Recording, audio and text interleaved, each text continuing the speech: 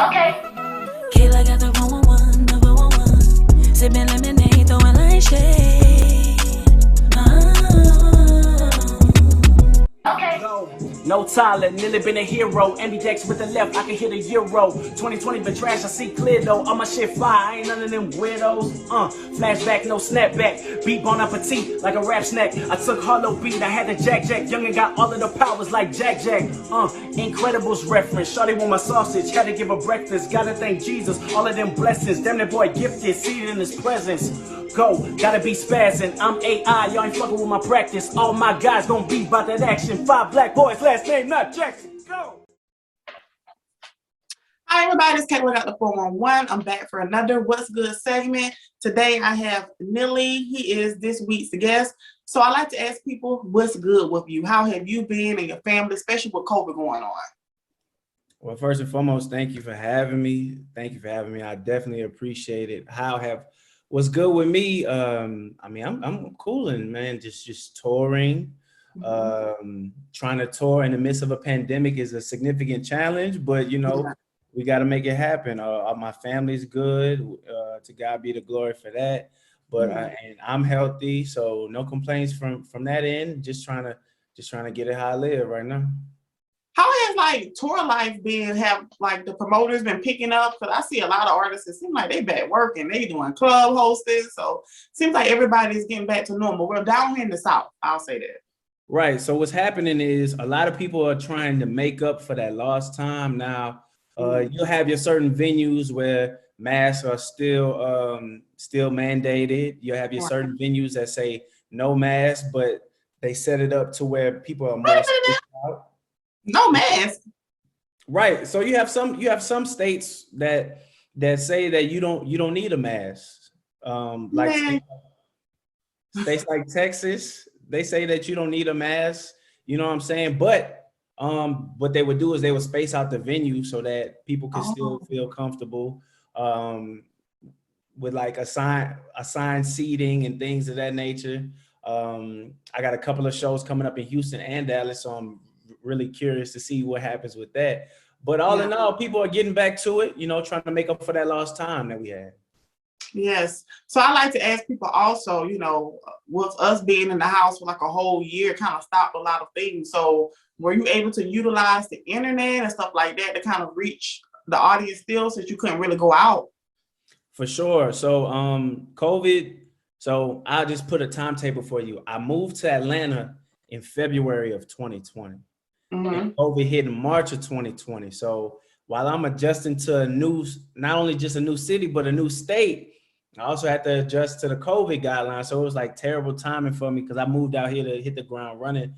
But for the time being, I just used that to sharpen my pen, did a lot of writing, a lot of loading up, a lot of music, so that when it was time for me to drop, then I would be ready. And that's where most of my recording for Balance, my album, happened. And I just used that time to utilize social media. Social media is a beast. So I use that time to get on my Instagram freestyles, to help other people do promotions and things of that nature. Really get heavy on my Twitter, and just do a lot of things via social media because the grind doesn't stop. People still want to be mass fed with all that stuff, and it was an interesting time for artists. But I feel like those who maximize their skills and sharpen their skills during the pandemic, they're gonna come out on top when it's all said. Yeah, I agree. I think normally the people that do singers that kind of depended on those live shows seem like they have more of a issue kind of navigating on social media. I know I talked to some TikTok, they're like, what is that? But utilize that, because people in the house on TikTok dancing, utilizing TikTok, you'll look on one day and be like, wow, this video got 100,000 views just off your song. So I think that's dope that you were able to utilize the internet. So I'm gonna be playing one of your songs off that album, Better Than Bad. I love that song. So I'm gonna do that first, okay?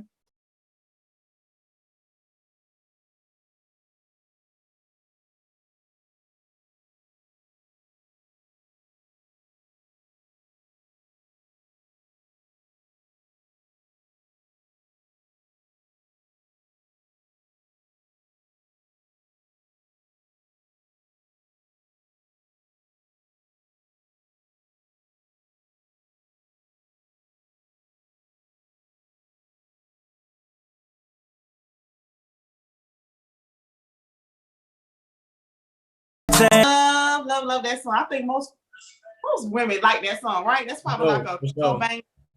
So the whole album Ballads, like I like to ask people like, what was the title of Ballads? Because I'm pretty sure you told a story with your album. So tell us why you named your album Ballads. So it was like 3 or 4 different reasons. The main reason, I feel like it's all about give and take. With anything that you do in your life, there's always the highs, the lows. There's always the good moments. There's always the bad moments. There's always, you know, some beneficial things from that perspective. There's always some things that you can learn about. But what's most important is the fact that, you know, you got to stay even keel in the midst of that. So with that being said, you know, I'm talking about a lot of serious things on the project, but it's a lot of playful things. There's a balance between serious, and it's a balance between turning up. There's a lot of slower beats, but then there's a lot of up-tempo beats on there. That's a balance there.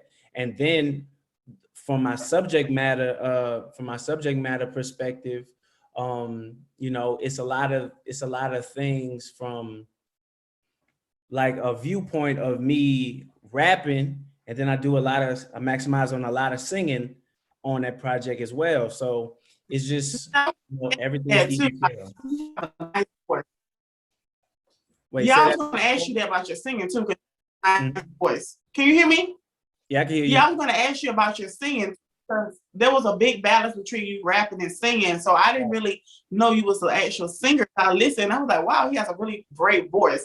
That's going to take you places too. That's also a balance as well. Right. You're able to rap, you're able to sing. So I think that's just a perfect way to like put out your album. So how did you even start in music? I'm curious about this. I love asking people this. I'm going to see if you're going to say what everybody else say. All right, so I'll say this. I didn't see myself being a rapper. I saw myself in the NBA. That's where I was. But my mom was a choir director in New Orleans at Beacon Light Missionary Baptist Church. She was a choir director. So I would be dragged into choir rehearsal with my mom for things of that nature, you know. And that's when I really fell in love with the art of storytelling, the art of melodies, harmonies. You know, when she would single out the sopranos and then had the altos and the tenors, like how their voices mesh together, you know, spoken. And also the meaning, because, you know, in a church choir, it's not just about the voices, but it's about the meaning. So I literally watch people impacted by music and impacted by words. And that's when I fell in love with it. But I really wasn't on rap music that heavy until like I started riding with my dad, and my dad would bump, he would bump Get Rich or Die Trying by 50 Cent. He would bump the Black Album by Jay-Z. He would bump a lot of Death Certificate by Ice Cube. So he was bumping that real stuff. It was real good music, but it was music that I couldn't identify with. You know, I wasn't surrounded by, you know, the drugs and the bad influences and things of that nature. So I couldn't really, I could appreciate it, but I couldn't attest to it. But then College Dropout happened, and I was in like the 6th grade. And that was the first time that I heard rap music and I could relate. Like, I felt like Kanye was representing, I don't know, like 10-year-old me, like somebody who thought differently, you know, somebody who, you know, I felt like I was cool, but I wasn't really doing some of those other things that the quote unquote rapper had to do at the time. And that just spoke volumes to me. And then coming up in the church, a song like Jesus Walks actually being on secular radio, I was just like, yo, this dude is just transcending all types of standards. So, you know, that's when I really fell in love with rap music. Fast forward, my senior year in high school, I was playing varsity basketball, and there was an opportunity for me to do a verse on our warm-up song. Now, anybody who was an athlete, when you warm up to music, you know, you getting hype and you getting your mind right. So just imagine you getting your mind right and you listen to yourself in the stands, and everybody jamming to it just puts you in a different mind frame. So that one song turned into a song for our girls soccer team who wanted to win the state championship. They wanted a song. So I did a song for them. And then, of course, there was demand for my music. So then I started putting out mixtapes, start collaborating with people. hit LSU, start performing everywhere. Yeah. Got on VH1, signed, and then it just kept leveling up after show after show after show, performance after performance, project after project. So, but it You all were started in the church. like, it seems like you was destined for music, and it's so crazy because I knew you was going to say something about church. Like Yeah. church really birthed a lot of the greatest like stars today. Just going to church, even whether you sung in the choir, because I sung in the choir. I was an alto once I got a teenager. So Yeah. everybody goes to church, whether you were singing in the choir or you were just listening. Like Right. it's a lot of our Black youth. So many of them were doing great things with their careers because of the Black church. So that is a blessing right there also. Right. So you are from New Orleans also. So how have they been kind of support for career? I mean, you're doing great things out here. So have your friends and family back home been supportive? For sure, for sure. There's a lot of artists, who they kind of had to rebel against their family in order to get successful from music because the families disapprove. I'm glad that I had the exact opposite. I got my mom and dad the type of people to where like they like, if you're gonna do it, you gotta give it your best and you gotta work hard and you can't make excuses. You gotta put in the work. So when I told them, look, I want to rap, I didn't get pushback from them. I was like, okay. They was like, okay, cool. So you need to do this, you need to do this, you need to get your material together, you need to know how to live perform, you need to make songs for the women. Like Yeah. they immediately got on top of me, like, you need to be doing these things. This person is successful, do it like them. You need to be studying other artists that's successful. So like as soon as I told them, they didn't, in their minds, they didn't have time to doubt. They was like, okay, if you say you're gonna do this, really do it for real. So like still to this day, my dad will hit me up and be like, that was fire right there, but you need to do a little something different right there. Like still to this day. But I love them for that because they instilled the utmost confidence in me that I could do whatever I put my mind to. So the music is just another step in that. But overall, the city of New Orleans, it's crazy because I'm from New Orleans. I claim New Orleans, but after Hurricane Katrina, I moved to Dallas. So when I was in Dallas, that's when I really found my sound in music. But even though I was in Dallas, I would always go back to New Orleans because my people own property out there. So we always have to check in with that. And, the city of New Orleans means everything to me. I'm on my tour right now, the Balance Tour, where I went to Atlanta and New Orleans already. I'll be doing Houston, Dallas, Austin, and Atlanta again and picking up some new dates. But anyway, the New Orleans show, I sold the most tickets I've ever sold before. That's so good.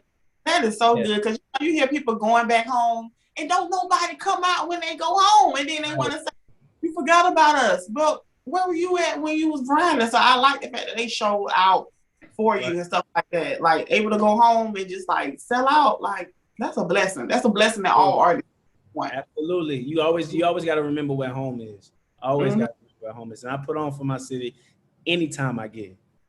Yes. So I want to know, are you an independent artist or are you signed?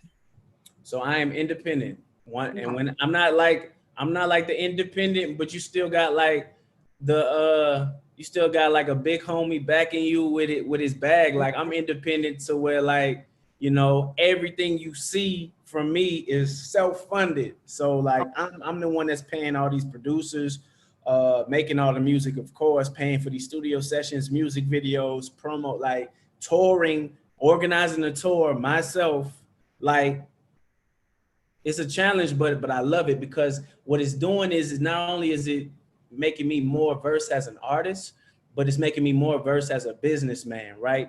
So when it comes time down the line, because I have a desire to have my own record label and things of that nature and manage other artists. So some of the building blocks and the life lessons that I'm learning through music, I'm able to get it for myself, but also let other people know that come behind me, look, you don't have to do it this way. You can do it this way. Just save you some time. Be on the lookout for something like this. This is a scam, or you can't be afraid to invest in yourself. Like I'm able to be a live, living testament to that person. Like I did it, so you can do it too. And that's what it's all about. I love the fact that you said explained it that way because I'm very big on it. I like to call myself the female Tyler Perry. I tell everybody I do everything myself. I'm in front of the camera, behind the camera, I do the editing because it teaches you independence too. And sometimes, like as an artist, you can kind of, a lot of artists, I hate things like this when artists, they look back and their career fell apart because they put their career in the hands of so many people that you didn't know. You trusted them with your life. So I think that you being independent, the way you explained it, that helped a lot of artists. So I want to, any type of advice you can give like artists also who like, they want to sign, but hearing about independent, like what are the pros and cons of, you know, being an independent artist?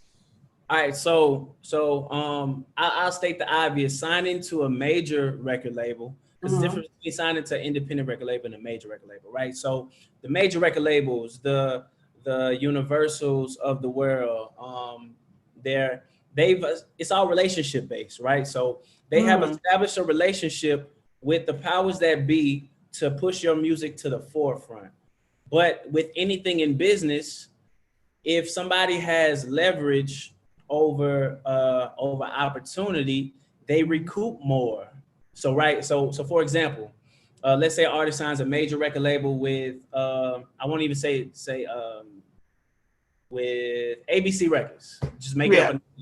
So what'll happen is not only they're not signing you and pushing you just for your benefit, it's for their benefit as well. A lot of times what they do is they give artists an advance. It's like an advance is like a student loan. Like they give you money that they will recoup back with interest. You see what I'm saying? So like if you get a $500,000 advance from ABC Records, best believe that they are probably going to recoup back a minimum of $600,000, you know, depending on how fast you're able to recoup and from that deal, how fast you're able to earn them back that money. You see what I'm saying? So like when they say that when your shows are covered, when they cover your tour bus, when they cover your wardrobe, when they cover your music videos, best believe that money is tacked on to the budget. Now, granted, you don't have to stress about how you have to come up with the resources for things. Resources are covered, but you have better produce and return on that investment that they put into you, because if not, then you will always be in debt, right? So the pros and the cons of that is the pros, you have all the resources and you have access to the relationships, but the cons are as far as recouping, somebody is already in your pocket. You start out in debt already. Right.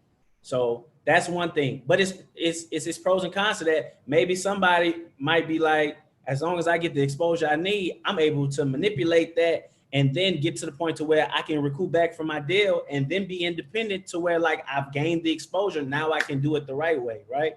On the con side, somebody might say like, this is my only way of doing it, but they might do it and it might not work out and they might owe ABC record label a lot of money, right?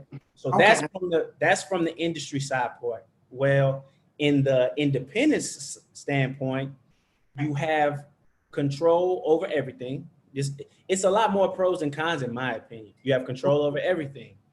You can drop music whenever you want to drop music. When you recoup 100% of that because you put up 100% of that money. But that's the con. You have to put up 100% of your money. You have to be a creative director. You have to outsource and pay individuals for the whole vision and create your own tours.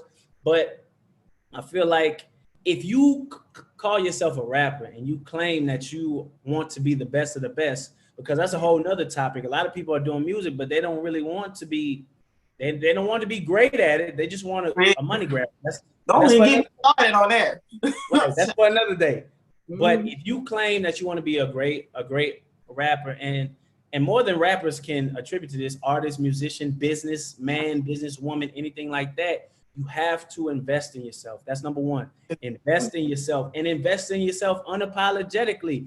I would rather spend money on studio time, beats, and music videos for my intellectual property rather than spending money on some BS that I know I won't get any type of return on investment with. So that's number one, invest in yourself. Number two, your relationships are key. the biggest thing for signing to a major record label is because they have established those relationships, so you don't have to establish those relationships by yourself. If you're independent, you must establish those relationships, and not just about establishing those relationships, maintaining those relationships and treating those people like people, not like robots. Don't always hit up somebody when you need something. Hit them up. Hey, how you doing? What's going on with your family? How is your son? How have you been feeling through the pandemic? People skills, because if somebody approaches you like a robot, then you will treat them as such. If you just approach somebody like an opportunist, people feel that, people understand that, and then people are rubbed the wrong way by that. Yeah, I definitely get it, especially with a lot of independent labels. You know, they slide in my DM, be like, "Hey, can you promote something?" I'm like, "What about?" Right. Well, first of all, hello, how are you? I'm doing great. Like, yeah, that's so crazy you said that, because I'll be like, hello, Kayla. Like, can I get a hello, Kayla? How you doing? And stuff like that. But it seems like a lot of people are really taking that. Independent labels are really seem to be taking doing pretty well for themselves. And what I've noticed, independent labels is they be pushing these artists.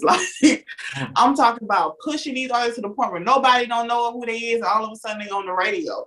So do you think that the independent label may be a better route if a person's like, okay, I'm not really a good planner, planning tours and doing all this stuff is a bit much for me, but I don't want to a big label? What about an independent label that may not have a big name, but you see the potential? So the beauty of the independent label is the fact that they really have both. It's like a mom and pop organization, to where on ABC Records, you may have 60 artists. So they have to split their attention to 60 different artists, and maybe 10 different genres as well, to where an independent label maybe have an artist roster between 3 to 7 people, and they all put all of their resources into these 3 to 7 people. Now they might not have a budget of $5 million, but they might have an effective $50,000 that can be marketed to a T, to make sure that there's no misappropriation of funds, and to make sure that all of this money is going towards your future and your career, because the independent label is acting as if they are independent artists. They are doing the things that the independent artists would do for themselves. So they are making sure that they recoup on investment and things of that nature, making sure they establish those relationships. But in comparison to what I think an artist should do, it's not really my place. So there are some artists who should sign major record labels, right? There are some artists who should sign independent record labels. There are some artists who shouldn't sign anything, who should just stay independent and do the independent thing. It's different strokes for different folks. The person who feel like, it depends on what your drive is. Of course, you will make a lot more money staying independent, because these major labels, they take a percentage of your royalties, right? It's different nowadays. 10, 15 years ago, the major record label, they would come in, they would develop the artist, they would style the artist, they would make sure that the artist is good where it needs to go. Nowadays, these major record labels, if you don't have 200,000 followers on Instagram, they're not even giving you a look. It's not even about the talent anymore. It's about the numbers. It's about how many people can you get in this building? How many people can you get to watch this video? How many people can you get to buy merch? So they don't even care about the music.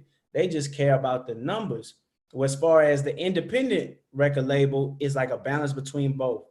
They want to push your numbers higher, but they want the music to be right, so that they can establish the independent label as a global brand. But that's not going to happen without breakout artists. So it's different strokes for different folks. What I would say to anybody personally, I would, for number one, have a lawyer look over anything that you put in writing, anything that you sign, have a lawyer look over that. Number two, bring something to the table to where the person that represents you doesn't have all of the leverage. If you're going to sign to a major or independent record label, bring something to the table, have skills about yourself, to where not only do you know your business, but you can check other people's business. I'm not accepting that. I told such and such that I needed to have this amount of money going towards my tour. I told such and such that I need to have, like, check these people who you put in the place, because you can't blindly have somebody leading the train of your career, because if they drive off the hinges and got you out of control, then they're gonna say that you crashed. They're not gonna talk about your manager, who they don't know their first and last name. They're gonna talk about, they're gonna say Nilly career went down the drain. So I'd be damned if I don't have a hand in everything. I'm talking to the engineer. I'm like, look, can you cut the beat out right there? I'm talking to the videographer, like, yo, maybe we should film it from this perspective. I'm talking to the event owner, be like, yo, I need a cordless mic so I could jump into the crowd. Can we dim the lights right here? It gotta happen like that, because at the end of the day, if I shine, I shine. But if I crash, I crash. They're not gonna say the promoter crash. So that's how it gotta be. Great. You, Nilly, you about your business, sir. Okay, yeah. Like I'm at you. I'm real big on manifestation. You're gonna have that record label, because I think men like you, we need people like that who can, you know, talk to these artists who, you know, they just trying to get out the hood. So when you dangle $1 million in their face, they're like, yeah, they don't realize, okay, like, you ain't gonna get that $1 million. Like, all that's going towards the wardrobe and the videos and stuff like that. So your knowledge and stuff like that, it's gonna be beautiful once you're able to have your record label. So next we are gonna play the single Ballads. So many wanna see me fall. When it rains and pours, I be brainstorming. Know some people steady throwing shade. I could give a about a lame talking. Got an uncle and he's serving life. I could give about some name calling. That's what come with it. Every bar, every song, know I come with it. I ain't making excuses, I'm done with it. When they give me the torch, I'ma run with it. Said I'm moving fast, yeah. Got my foot on the gas, yeah. Said I'm using talents and keeping my balance. I pray I don't crash, yeah. That was the single Ballads off the album Ballads. So what is your whole creative process? This is one of my favorite questions, because I like to know how people work. Like, do you just go into the studio, you don't write nothing down, you go in the booth and it flows, or do you actually just pin your stuff down and, you know, take it to the studio, already have your lyrics? So I love this question because I want to see what your creative process is. So going back to balance is a balance of a bunch of things. Sometimes I might write it down and execute it to where I'm going into the studio and I know the melodies, I know the pockets that I want to hit. Sometimes I intentionally write most of it, but I leave pockets in there to where, like, when I'm in the studio, whatever comes to my head, I can just catch that vibe and just go with it. Sometimes I go into the studio and I challenge myself. I say, look, I'm gonna just play the beat and we'll see what comes from it. But I have a lot of pride in my pen, a lot of pride in what I say. So it's more so me writing. I take pride in my writing skills. I always want to say something that you can pull something from. So a good bit of it is writing, but I'm not scared to, you know, freestyle off the top and just catch a vibe, because when people riding in their cars and they listen to music, they feeling the music. So you saying things that you letting the beat guide you to say what you feel rather than say what you're thinking. Because a lot of times it doesn't need to be a thought process. Sometimes it just needs to be like, I'm feeling like this, so I'm rapping like that because I say what I said. Yeah, and you see what I'm saying? Like, it's just a vibe that you catch. So it's a good balance between both. No pun intended, but it is a good balance between both. I love how we just plugging that album Balance. Like, yeah. Come on, stream it up. So tell me about your experience that you had on VH1 show called Signs with Rick Ross and Dream. Like, how was that experience for you? First of all, shout out to Rick Ross, The Dream, and Lenny Santiago of Rock Nation. Shout out to Toriel Simon, who discovered me, and she's also from New Orleans and helped me get on that show. Shout out to the producers, Matt, Carlos, Toriel, all T-Mills, all the people who helped. That was a blessing. That was a big blessing for me. You know, it's one thing for my family to say I'm good at music, right?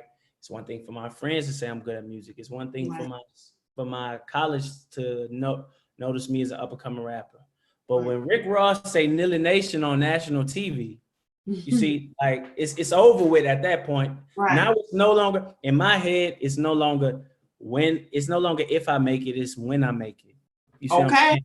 It's determined now because I done sat with some of the biggest people in the game and they recognize my talent. So of course the world gotta recognize my talent. That's what that really did. And it also was a humbling experience because just like a lot of the shining moments that I had on that TV show in front of the world, I had some low moments on that TV show in front of the world. Like, and I was the type of person, I got thick skin. Like my dad was in the military, you know, he was very like, she didn't sugarcoat nothing. So I went through every single comment and read all of those comments from the people like Nilly should sign a J. Cole, Dreamville, Nilly should sign a TDE. He one of the best rappers. He my favorite rapper on there. To the comments like Nilly suck. I can't believe you left school. All these negative comments, you know, I read them all because one thing that I learned is like, I never lose.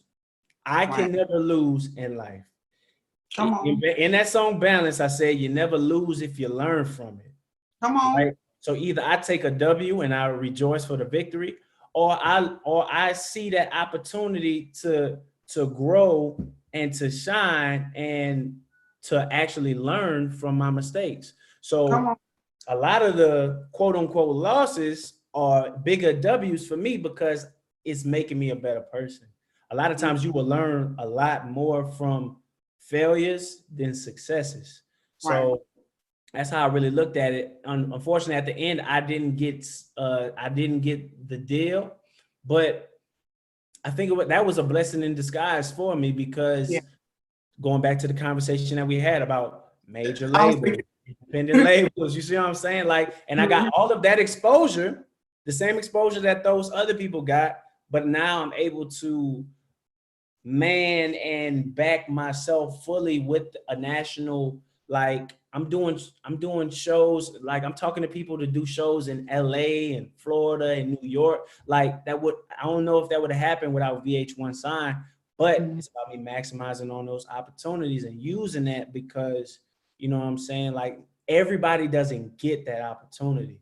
So now I'm still maximizing on that. Four years later, still maximizing on that. And it's paying dividends for me for sure. And then sometimes people, like, once you get your name out there, like if people start hearing your name over and over again, they're gonna be like, hey, I see him on that show. And then, oh, Nelly got a show here in Dallas. Like he was on that show. Like people keep hearing your name, like eventually they're gonna pay attention. And I like the fact you spoke on successes and losses too. Like those negative comments, don't take those to hurt you guys. Okay. I can't even tell you how many comments that we get. Like everybody like, Kelly, you're so great. Then like you look, take those negative comments because use it as motivation. Don't let it don't just let it just break you down. Like, oh my God, they said I suck. Okay, but you know you're great. So why would you even let that just take it and prove to them that you are amazing? So anybody out there, no matter what you're doing, modeling or being an artist, or don't let the negative comments break it down. Everybody's not gonna like you too. I think once you get that in your head, you'll be good to go. You'll be good to go. So I want to know, like, what's one thing that someone has gave you as far as advice that you're gonna take throughout your career? Like it's gonna stick with you forever. A lot of that is stemming from so I go back to my folks. Being raised in the church. As a man thinketh in his heart, so is he, right? So that was big for my parents. If you envision yourself, you have to envision yourself somewhere first before you can get there. I'm not going to be the person on the Grammy stage that's like, I would have never imagined in my wildest dream. No. Right. I envision myself on this stage. I wrote my speech way before this moment. This is where I am supposed to be because I have faith in God for it, and I manifested that faith because faith without works is dead. I put in the work for this. So me recouping my investment and materializing my dreams is expected because I saw myself accomplishing these goals. Like I've dreamt about this. I literally have seen myself walk on the Grammy stage, seen myself on national syndicated TV shows, which I was on one, seen myself performing as one of the biggest artists in the world. So it's like anything underneath that is like I won't accept because I've already saw the end of this story. I already saw the end goal. So I won't accept anything less than that. And that helps me prepare with every single moment. So I would definitely say my parents, as a man thinketh in his heart, so is he. And whatever you speak into existence will come to pass. So that's like the biggest things in my life. Love that. I love that. Have you ever told somebody your dreams and they look at you like you're crazy, but you know it's gonna come true? You just like all the time. It's crazy that you say that because when I was in high school, my senior year in high school, when I first started doing music, for study hall, everybody else would be studying history, biology, math, social studies, something like that. I had a composition notebook and I would just be writing raps in that. I would just be writing raps. So my high school coach, he would come by, like he would say, Reed, what you doing? What you writing up in there? I was like, come on, coach, like be cool, like. And he was like, what you think you're gonna be some type of rapper or something? Like, and I'm just like, and it's crazy because fast forward now, he'll tell me how he proud of me. He tell you how him and his wife watching me on VH1. It's just crazy. I feel as though I will always get the last laugh. I look at the people who doubted me once upon a time, and those are some of the same people who support me very, very vividly nowadays because, you know, it's tried and true. You see the work that I put in. You see the results of that. You can't not, like, everybody might not like my music, but you're going to respect the hustle. You're going to respect the grind. And that's all I can ask for people, because this is not like music is an opinionated thing. Like some of the greatest artists I've heard people say suck. You see what I'm saying? Like it's different strokes for different folks. But what is undeniable is talent. What is undeniable is work ethic. You will see that in artists and you will see them shine because of it. And I'm gonna be one of them. So that's what it is for me. I feel like I'm talking to the male version of myself. Come on. I talk so highly of myself, and sometimes I feel like people can take like as arrogance, but when you believe in yourself, like nothing is getting in your way. Like people don't understand. When you believe in yourself, and not only nothing, but nobody. Okay. Nobody is getting in your way. Yes.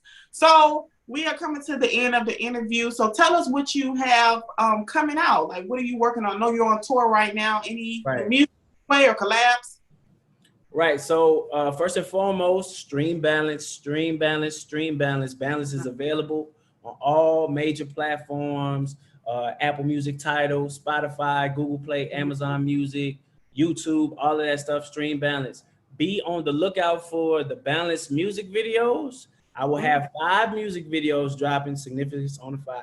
I'll have 5 music videos dropping the Balance, and they all will be tied into each other. I'm not gonna give any spoilers away, but subscribe to my YouTube, and if you just search Nilly Nation, you'll find it.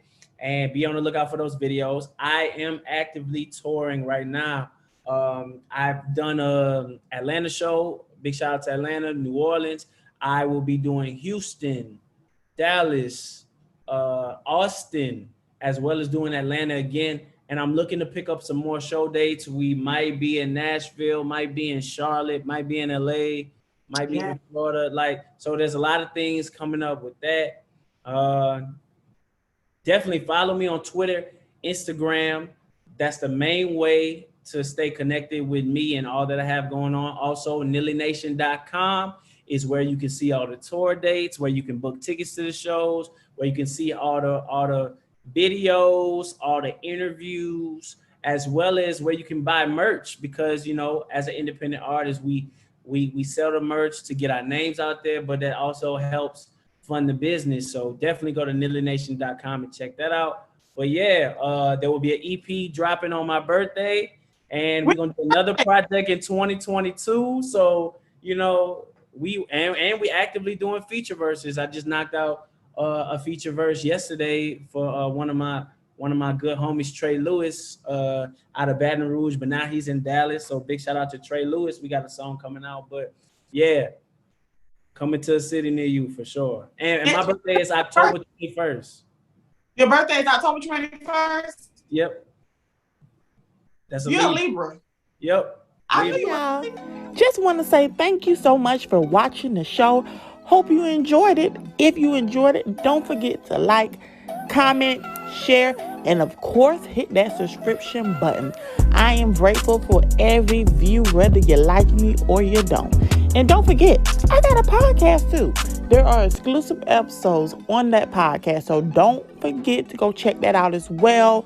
They're on Spotify, iTunes, iHeartRadio, Pandora. Baby, I'm everywhere, okay? And follow me on social media. I'm Kayla Got the 411 on Twitter, TikTok, Instagram, Facebook, Pinterest, Tumblr. Baby, like I said, I'm everywhere. Thank you again for watching the show, and I'll see you on the next episode of Kayla Got the 411.